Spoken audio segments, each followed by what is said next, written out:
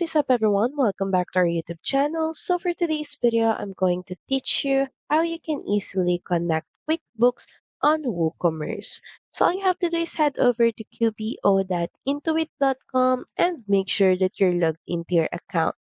Next, in the left panel, just scroll down, then hover your mouse on Apps, then click on Find Apps. Start searching for WooCommerce.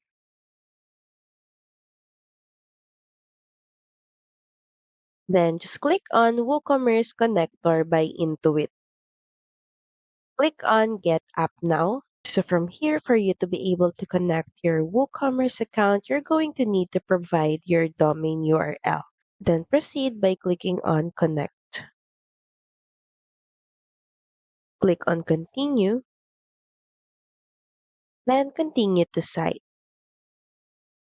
You will then be prompted to log into your WooCommerce account. For QuickBooks Online to be able to connect, just enter in your username or email address and password.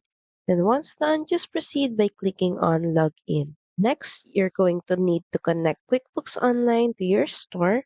Just proceed by clicking on Approve.